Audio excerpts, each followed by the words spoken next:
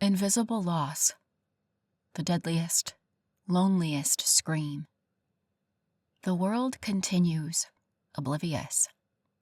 In the territory of invisible loss, no one sees the pieces of your heart barely held together, the exhaustion seeping into your very bones just from existing. Invisible losses reside in the spaces between words, the eroding relationship, in the unspoken goodbyes, in the futures that will never be.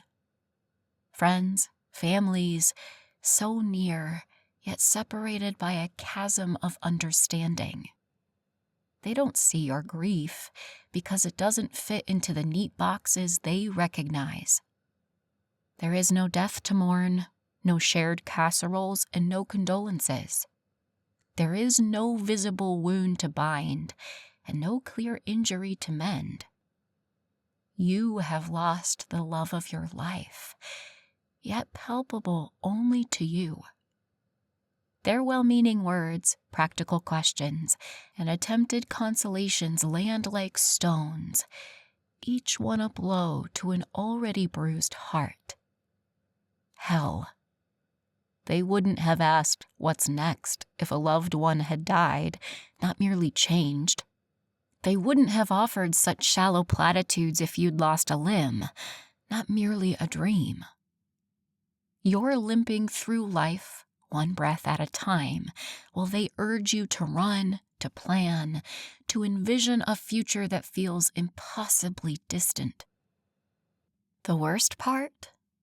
You don't even have the right to be angry, because your friends all meant well, because there is no one to blame but the loss itself.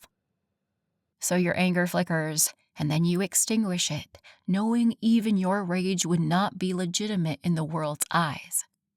The silent storm rages and engulfs, and then rages.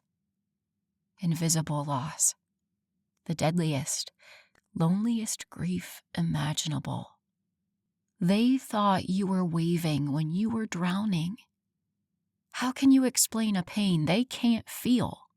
How can you justify a grief they cannot see? The silence stretches, heavy and suffocating. You paste on a smile and murmur something about taking things one day at a time. The phone calls end, but the weight remains. A crushing reminder of the inescapable truth. You are utterly alone in this invisible grief, forever tied to a sorrow the world refuses to acknowledge. And you, trapped in the silent wreckage, must find a way to stay alive. But you will. This might just have to be a solitary task. You must relinquish the compulsion to explain, to justify, to make them understand. Fiercely protect your healing wounds from the scratch of well-meaning yet clumsy sympathy. As long as you accept that this will be a journey of one, you can find peace. And in that peace is a crack, and in that crack, you can stay alive and maybe slowly heal. I trust that you can handle this. Channel the same fierce love you had for what you've lost into staying alive.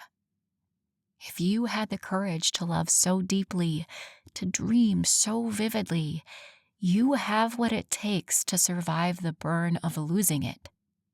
This is the shadow side of a life fully lived, the price of daring to love. And your soul will find a way to pay it, to rise again, and most importantly, to love and dream again.